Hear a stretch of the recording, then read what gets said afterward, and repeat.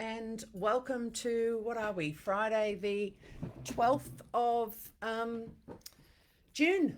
Goodness me, it's June. We've only got a couple of weeks till the end of financial year. Oh, goodness me, it's a little bit on the crazy side, isn't it? This is the beginning of our fifth. Well, yesterday was the beginning of our 15th week doing these daily Facebook live streams for employers and their staff. For those who don't know me, I'm Bronwyn Pearson from Pinnacle People Solutions. And as I said, welcome to our daily Facebook Live update. So welcome to those who have become regulars for our Facebook Lives, and to those of you who are new, welcome. We're delighted to have you be part of this process with us as we navigate, uncharted territory every 24 hours and have been for the last 15 weeks or so since COVID hit. So our intention is to, or what we have been doing is getting up here every weekday morning at 9:15 live with updates on new information and more detailed information about topics relating to staffing and business management. So these live streams are recorded, so you'll find them afterwards up in Facebook, on our YouTube channel, in LinkedIn, and on our website. They're also accompanied by fact sheets so that you've got information you can readily take away with you. So we have a lot of people who join us for the live streams, but then significantly more who jump on board and have a look at them after, because not everybody can stop for half an hour, 45 minutes at 9:15 every morning, and we totally get that. So our topics that we choose are very much a combination of the things that we believe that employers and employees really need to be mindful of at a particular point in time or moving forward, and also suggestions that our wonderful clients and our audience are or questions they're asking us, topic suggestions they're making. So please keep that coming. We're very keen to know what it is that you would really like to hear about and learn more about, because we're really keen to make sure that everybody has what they need as we continue to navigate these unprecedented times. So please ask any questions that you have as we go along, and you can do so in the chat screen. Also, we will put up some contact information for PPS, so you can get hold of us via Facebook. Obviously, you can private message us. We're also available, of course, by phone, email, website, YouTube, you name it, LinkedIn. So we'll make sure to get that information to you. Feel free to use that anytime, and we'll come back to you with answers to your questions. And we'll go from there. So, right, so breaking news since yesterday, and yesterday I was talking about managing the unmanageable. It's not entirely unmanageable, but it really tricky. People are tricky, and people under stress are even trickier. And that includes each and every one of us. So, but when you're responsible for employing and managing people, that just adds to the complexity and the dimensions of what you need to do. So, really mindful that during this COVID period, of course, which for rural and regional Australia came on the back of the worst drought in living here or recorded history. Terrible water shortages, which a lot of areas are still facing. Terrible, of course, bushfires, catastrophic bushfires, floods in some areas, and then COVID. So, it's been a horrendous period of time. And so we went from helping businesses to continue to navigate those things to finding that life as we knew it sort of really fundamentally shifted from one day to the next when COVID really hit. So I hope you found these daily Facebook live streams valuable to you, and that they've been helpful in terms of helping you to navigate as a business owner or as a staff member. So let's look. Yesterday, as I said, I talked about managing staff or managing staffing issues the right way. I'd encourage you to get up and have a look at that. I came to you from Corindi RSL yesterday. We were down there working with them as they're gradually reopening the club facilities. So they've been a client for a few years. It's delightful to work with them. And so we came to you from there yesterday. I'm back in the home office today. It'll look a little bit familiar to those of you who've been joining us regularly. So, and it's a cold and dreary day in Armidale today, let me tell you. So big changes or significant announcements since I came to you yesterday. I just want to remind everybody that the New South Wales State Government small business grants of $10,000 has been extended to the 30th of June. You've still got a couple of weeks to get that in. And that money can be used for a range of things, including getting professional advice. You might be really surprised when you go in and have a look at the criteria, because it may well be that you meet the criteria for that grant. So it's well worth going up and having a look at that. Absolutely worth it. So please do that. Obviously, the easing of COVID restrictions, which is happening progressively and more and more at this point in time, and I'll talk about some of those latest ones in a moment. But that has obviously led to a large number of businesses reopening in a whole range of different ways, shapes, and forms. And as they do, we all need to have in place a COVID safe plan. The New South Wales Government has launched an online COVID safe check and a template, as well as industry-specific guidelines and materials that can be downloaded for businesses. So you can check, test, and promote your COVID safe credentials. And we've already seen some local businesses doing that, which is fantastic. You will also be able to display badges to show you've been approved as COVID safe on your premises. So that is fantastic news. It's incredibly important that you do that, and I'm going to be in our discussion today about what's your new normal and navigating the landmines. That's one of them in terms of health and safety, to make sure that you understand what your obligations are and that you put those in place. We've already seen a number of instances where employers have not had those things in place. And have found themselves in significant hot water in terms of complaints and fines. Nowhere in probably employment law history has there been greater sensitivity perhaps than now on employers doing the right thing and making sure that employers do the right thing. So unfortunately, ignorance is no defence. And it's incredibly important that you understand what your obligations are and that you're meeting them. I'll talk further about that as we go through today's topic. So we've also had an announcement today or yesterday, should I say, from the Premier, that from tomorrow, Saturday the 13th of June, woohoo, food courts will be allowed to reopen, provided that they have a COVID safe plan in place, which is the one I was just referring to. And that they adhere to the 4 square metre rule. There can be a maximum of 50 people per separate eating area, with enhanced hygiene and cleaning processes being required to be carried out. So the number of people allowed to visit homes increases from 5 to 20, with permitted outdoor gatherings increasing from 10 to 20 people from tomorrow. And 10 people will be allowed to participate in indoor fitness classes, and up to 100 people in gyms, subject to the 4 metre rule. So what that means for gyms is that each facility is allowed one person per 4 square metres at a time, and that is inclusive of staff.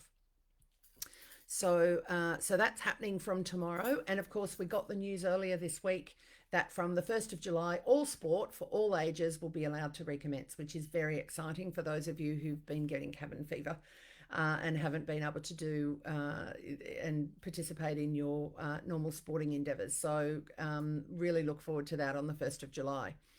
The other thing that we've also received information about is that the Federal Remuneration Tribunal yesterday determined that federal politicians will not receive a pay rise this year because of the exceptional circumstances created by COVID-19. There was also a number of submissions put forward by senior government members, and the tribunal has taken that into account as well. The other thing I would also say, so we had an announcement from our state member, Adam Marshall, to say that QantasLink is resuming flight services from Moree to Sydney, and is also putting on another service to Armidale, on top of the services that are already in place between Armidale and Sydney.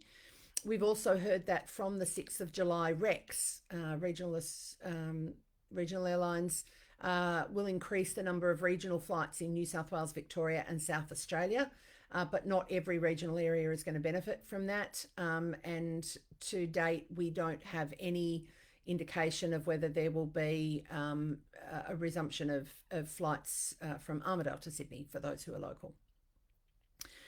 Today we also have the National Cabinet meeting again. This is their second meeting since they moved to fortnightly meetings, and they're going to be discussing when states and territories with closed borders will reopen. Of course, New South Wales, Victoria, and I'm just trying to think, might be South Australia are the only ones that don't have border restrictions at this point in time. They're also going to be looking at step 3 of the National Cabinet plan, which is due to begin next month and is meant to include interstate travel. So obviously that the border closures are a topic of conversation. And they'll also be looking at the progress of relaxing restrictions to this point in time, as well as the rules on indoor gatherings and how airlines operate. That's also on the agenda for the meeting today. So if there's anything significant that comes out of that, I'll happily get up tomorrow morning and do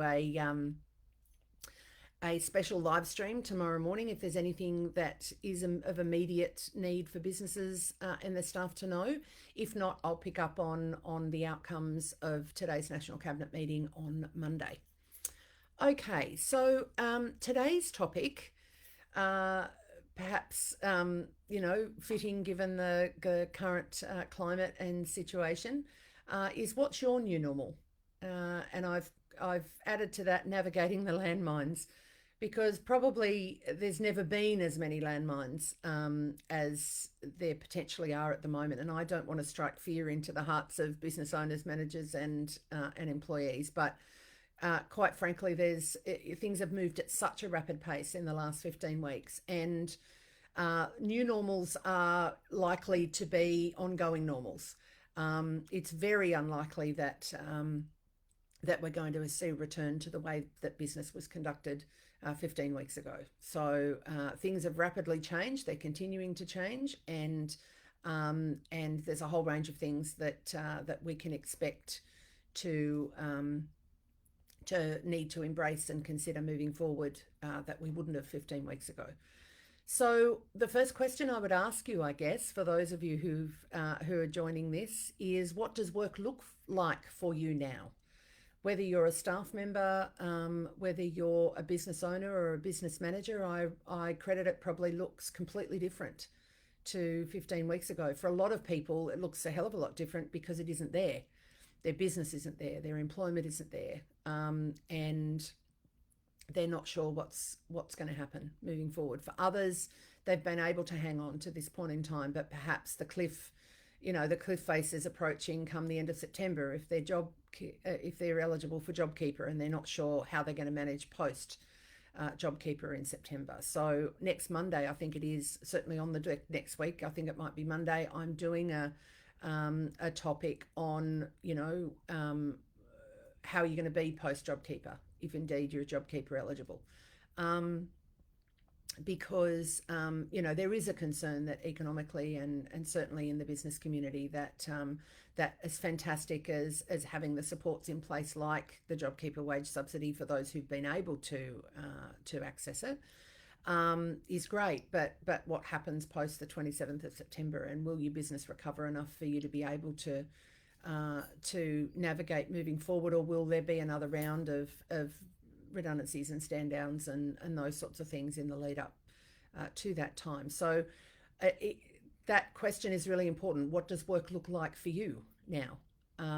And you know, the reality is that all of us as business owners and managers and staff, because we all have obligations and responsibilities in this regard, need to balance the COVID-19 safety rules um, with staff requests to work flexibly. So I mentioned before that the New South Wales government has provided an excellent COVID-19 safe plan and templates and checklists and so forth, which we'll provide, and we have. Thank you, team. Gosh, they're fantastic.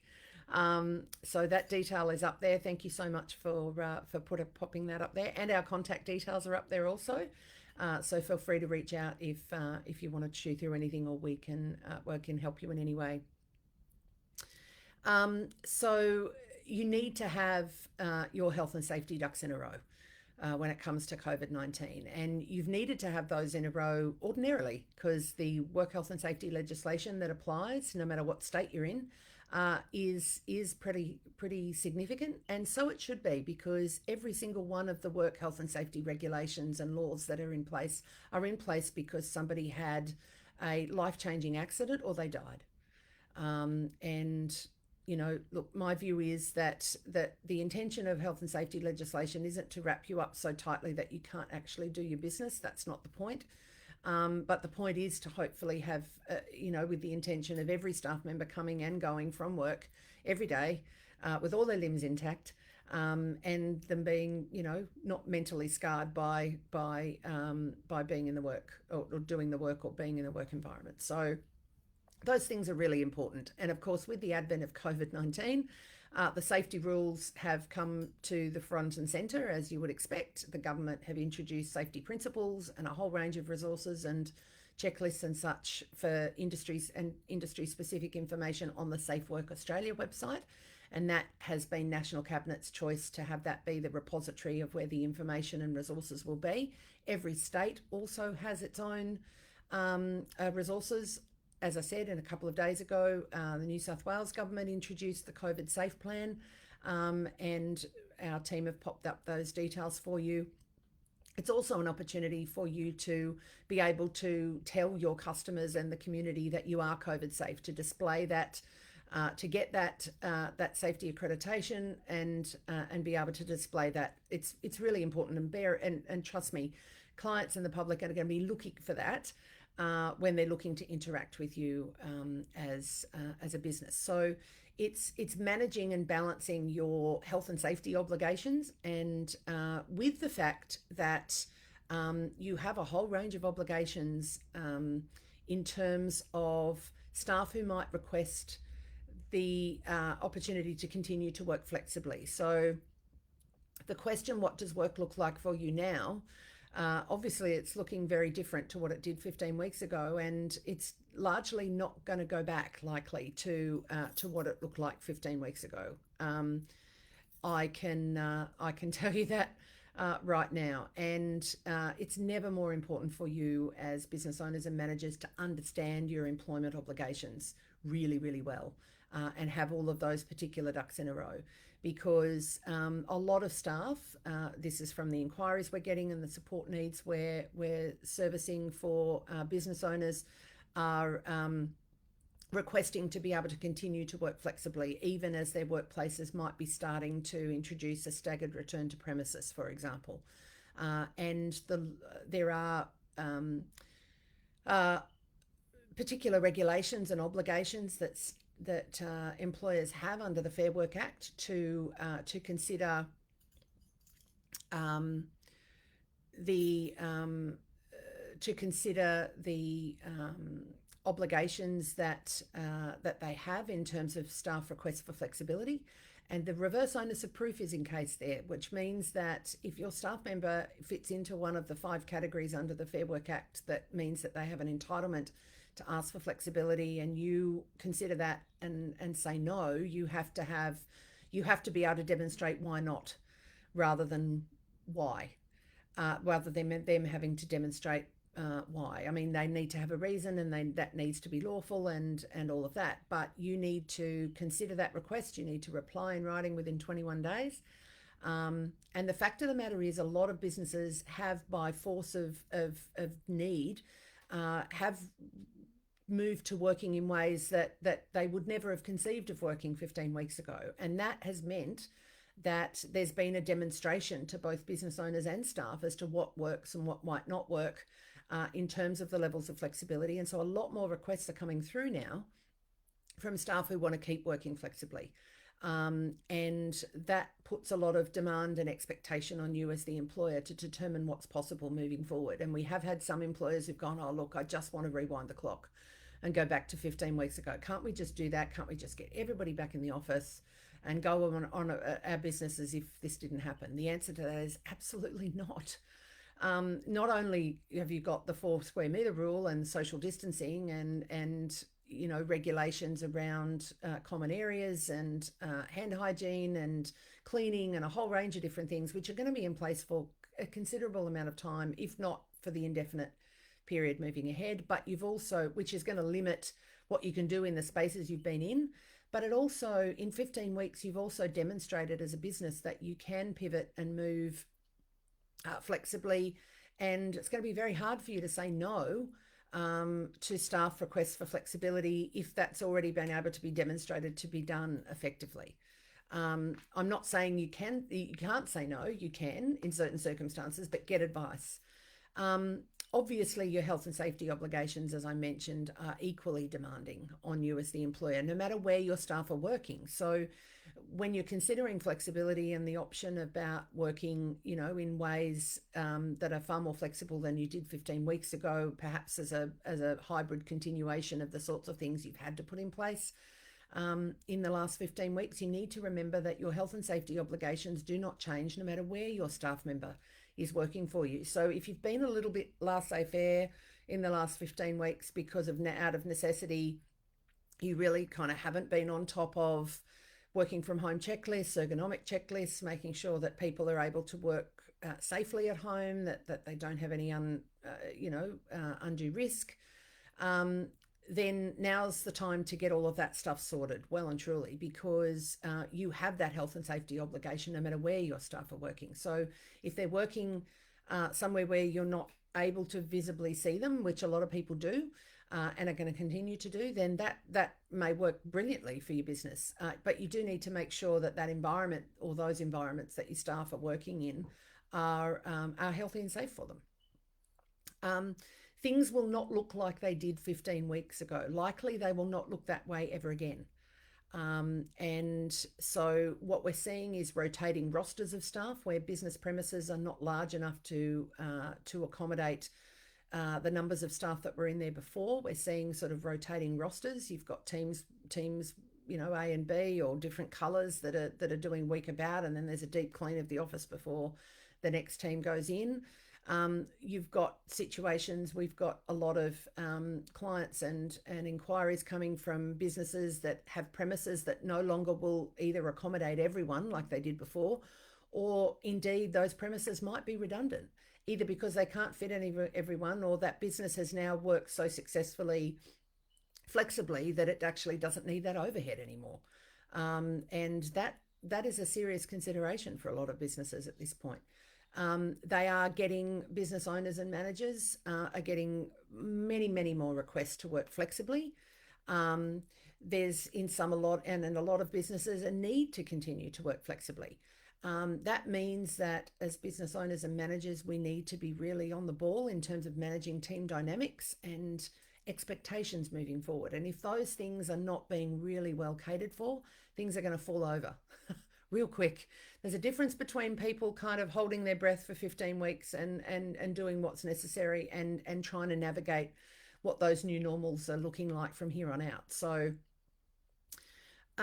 one of the questions that we've had many times now is, what do you need to do to return to a premises, either in part or in full? First of all, be aware of and meet all your COVID-19 safety obligations. And we've popped the links up there to the New South Wales COVID-19 Safe Plan, and also to, I think, to Safe Work Australia, or we'll certainly pop that up in a moment. You have obligations if you are in a premises around signage, sanitation, social distancing, the 4 metre square rule, use of common areas, daily cleaning, deep cleaning if there's an infection or potential exposure, And you need to be aware that if you're an essential service, then there's every likelihood that your staff may be able to lodge a workers' compensation claim if they get COVID-19, irrespective of where they got it from. There are a whole range of industries and sectors that are being deemed essential services for the purpose of changes that have been made to the New South Wales compensation legislation, which allows those workers to lodge a workers' compensation claim and not have to prove that they contracted COVID-19 in the workplace. It will be assumed that has occurred. So if you're in any of those industries, I've talked about them in previous live streams, happy to talk through that again with you. Education, health, retail, transport and logistics, a whole host of other goods and services, obviously hospitality. There's a whole range of industries that are covered in there. So if your staff get COVID, you can expect to get a workers' compensation claim. And the reality is that if you've got a sizable enough team that your workers' compensation premium is over $30,000 a year, then any lost time, injury, or illness that you encounter through a workers' comp claim will have a significant impact on your premium moving forward. So talk to us if you've got any concerns or questions about what you need to do to make sure to keep yourself and your staff at as low a risk as you possibly can. So you need to have all of those safety obligations in place in order to safely return to a premises, either in part or in full. One of the other questions we've had, what staff should you be looking to bring back to premises, and what staff might be better working remotely? How do you and your managers feel about the new normals? And here's the reality. Just in a 15-week sort of time frame, some staff have been able to be a lot more productive than they would normally be in the work premises, and others not so much during the changes. I've spoken to many people, some of whom are champing at the bit to get out of the house and back into a designated work environment. Others are very happily and very productively working remotely and would very much like to continue to do that. So how are you going to manage that moving forward as a business owner or manager? And you need to tread very carefully in this regard. If you've got, you need to know how things have been tracking in terms of productivity and morale and all of those things with staff working in ways that they may not have 15 weeks ago, and that you need to use that information, gather that information, have a look at it, talk it through, and work out what is feasible for your business moving forward in terms of productivity, requests for flexibility, etc. So as I said, you need to be really mindful of the risks to staff of bringing them back, the risks of staff working in remotely from business locations, which you should have been all over in the last 15 weeks. And if you haven't talked to us, we can make sure that you've got those ducks in a row. And finally, I would ask the question to you as business owners, managers, and staff: are you prepared for now, for next week, for next month, or for some and a lot of businesses, the end of September, which will see the end of JobKeeper? So what I would say in terms of, this topic, what your new normals look like and navigating landmines, and there are plenty of them at this point in time, is it's never been more important at any particular point that I can think of in my 25 plus years in HR. Never has it been more important to have your employment ducks in a row as business owners and managers. I can't tell you how important though all of those things are proving to be. I mean, we knew they were important before. Don't get me wrong, they've always been important. And unfortunately for a lot of businesses, it's only hindsight that's made them, and a nasty situation that's made them realise that. But this particular situation has no more has it reinforced the need to understand what your obligations are and have your ducks in a row. And by your ducks in a row, I mean things like rock solid employment contracts, position descriptions, which make it really clear what your expectations are as the employer, and your staff understanding exactly what the boundaries and expectations are of them. policies and procedures. As again, I'm not talking about a war and peace that collects dust on the shelf. I'm really not. That's the last thing that you should have in place. But I'm talking about meaningful guidelines and expectations that everyone understands. Short, sharp, to the point. Everybody gets it. Everybody works to it. It becomes an integral part of how things are done around here. Those things are incredibly important for your business to survive and thrive moving forward. You need to have these things in place. Look at the grant opportunities. Things like, I know I've been peddling the New South Wales State Government grant every day for the last, I don't know how many weeks. But one of the purposes of that grant is to be able to pay for professional advice and support. So get up there and have a look. You'll be surprised to find that you may well qualify for that grant. Just look at the fine detail, and there's every chance that you might meet that grant, and that would be a terrific opportunity for you to get your ducks in a row. In terms of the practical realities of people's new normals and the landmines that are associated with some and all of those, is those practical realities. Make sure you understand your employment obligations. Now, that doesn't mean as a business owner or manager that it, there's an expectation that all of a sudden you're going to absorb all of that information and know exactly what you've got to do and when you've got to do it. But you need to have access to that expertise. If you don't have it, and it's not realistic for you to spend the time necessary to get that because you can earn better money for the business doing what you do best, then get in touch with us. Let us help you, because what I can tell you is that there is no hall pass for ignorance. If you are found to be wanting at any point, whether it's health and safety, whether it's employment, whether it's a complaint by one of your staff, whether it's, you name it, a workers' comp claim, all of those things can kill a business far more quickly than a lot of other things. So it really is important to understand your obligations, or have expertise on hand that knows those things and can guide you accordingly. Keep records. Put everything in writing. Check all of your employment contracts. Make sure that you have them in place. And if you have them in place, that they're appropriately worded. Have good, relevant policy on performance, conduct, redundancy, flexibility, a whole range of different things. As I said, not a war and peace that sits and collects dust on the shelf, but something that's really meaningful and fit for purpose for your business. There's no point ticking boxes. I do not want anybody to go through this period thinking that okay, well, I've got to keep, just make sure that I tick boxes. It has to be relevant for your business. Otherwise, it won't work, and it won't be meaningful, and it won't limit your risk. It won't do all of those things that it can productively and positively do for your business. So deal with performance and conduct issues now, and do so lawfully. Go back and have a look at yesterday's live stream where I talked about managing staff the right way, managing those issues. I gave you a couple of examples of cases that we've dealt with recently.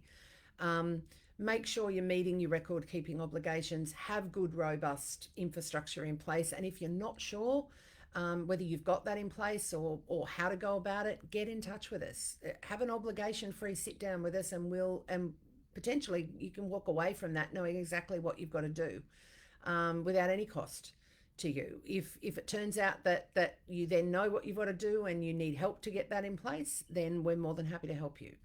So otherwise, you'll potentially have this sleeper level of risk that you don't know that you've got. And they are the kind of bombs that go off at a moment's notice and can absolutely devastate a business. So let's make sure that doesn't happen for you. So thank you so much for joining us today.